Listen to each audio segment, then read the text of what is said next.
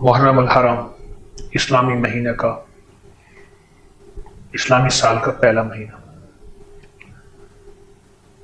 شہادت ہے حضرت عمر فاروق رضی اللہ تعالیٰ عنہ کی،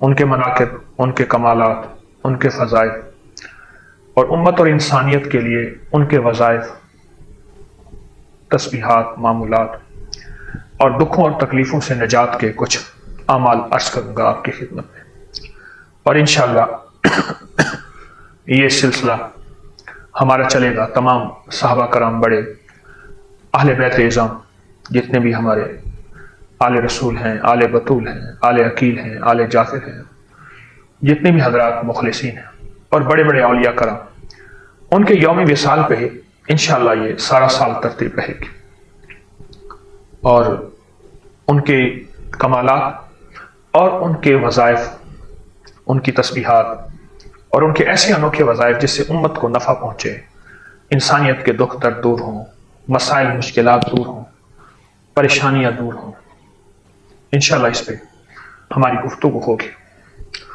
حضرت عمر رضی اللہ تعالیٰ عنہ کو اللہ پاک نے جو مزاج اور جو کیفیات عطا فرمائی تھی، سیدنا ابو اسحاق سے روایت ہے کہ عمر رضی اللہ تعالیٰ عنہ کو میں نے بے چھنا آٹا کھاتے ہوئے دیکھا، اس کے بعد میں نے پھر کبھی چھنا آٹا نہیں کھایا۔ جہاں اس میں طاقت ہے، جہاں اس میں سادگی ہے، جہاں اس میں غنا ہے، اور وہاں اس میں ایک سائنسی راز بھی ہے۔ آج پوری دنیا اور پوری دنیا کی سائنس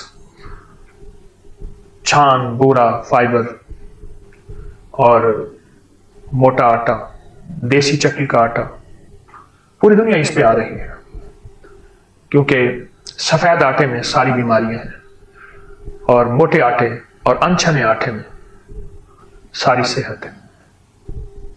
یہ راز ہم نے لیا حضرت عمر رضی اللہ تعالیٰ عنہ سے، اور امت کو یہ راز امیر المومنین حضرت عمر رضی اللہ تعالیٰ عنہ نے دیا۔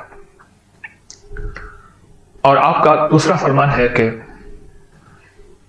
آپ فرماتے ہیں کہ کھجور کی گٹھلیوں میں کو آگ میں جلا کر اس کا منجن بنائیں، یہ دانتوں کو خوشبودار اور چمکدار کرتا ہے،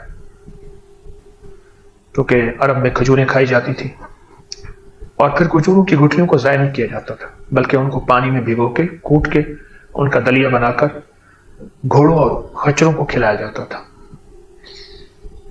فرمایا کہ کھجور کی جلی ہوئی گٹھلی کو راکھ لگانے سے، اس کی جلی ہوئی گٹھلی کی راکھ لگانے سے خون بند ہوتا ہے، زخم بھر جاتا ہے لگانے سے، اور اگر کھائیں تو اندرونی طور پہ خون جہاں سے بھی جاری ہو، مرد، خواتین، زخم، چوٹ، کسی بھی قسم کا۔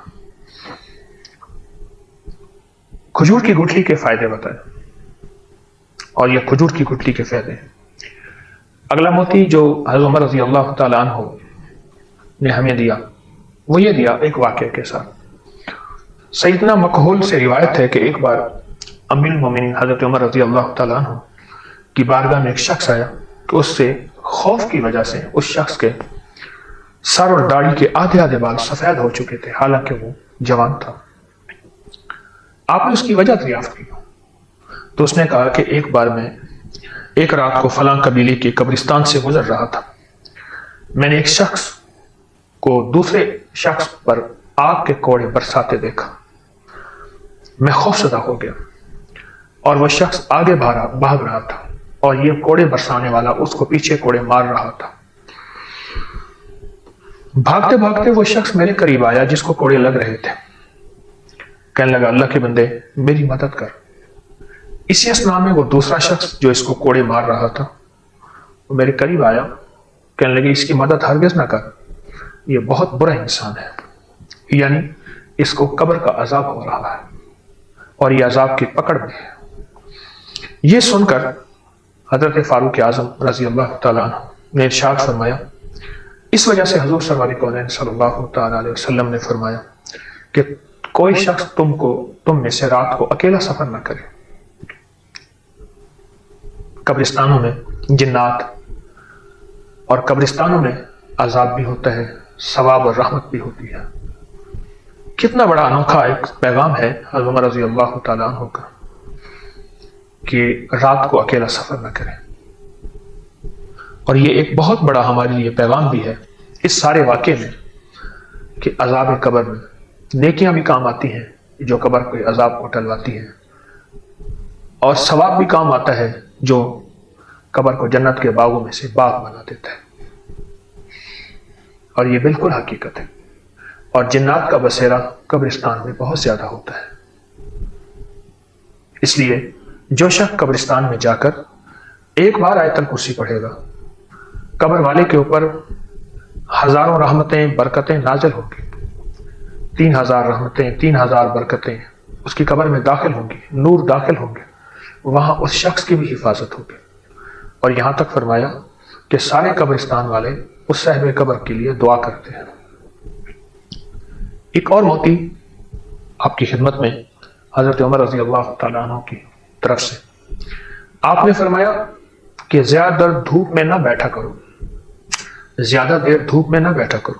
سیدنا نافع سے روایت ہے کہ حضرت عمر رضی اللہ تعالیٰ عنہ نے ارشاد فرمایا زیادہ دیر دھوپ میں نہ بیٹھو، دھوپ رنگ کو تبدیل کر دیتی ہے، جلد کو سکیڑ دیتی ہے، کپڑوں کو پرانا کر دیتی ہے، دبی ہوئی بیماریوں کو ابھار دیتی ہے. واہ، میڈیکل سائنس کے انوکھے راز بیان کیے. ذرا پھر توجہ کیجیے.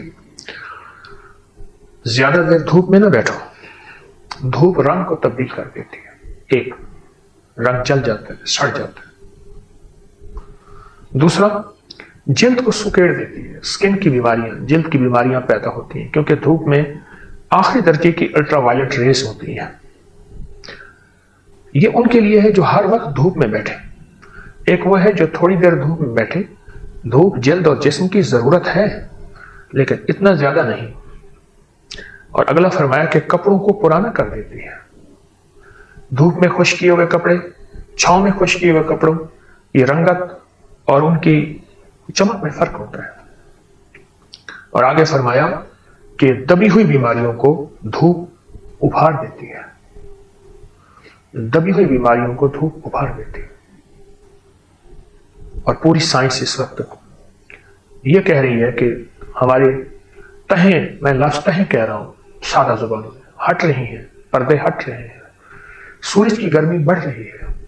ہزاروں سال پرانی برف اور گلیشیئر جہاں جہاں بھی ہے وہ پگھل رہی ہے. دھوپ تیز ہو رہی ہے، گرمی بڑھ رہی ہے.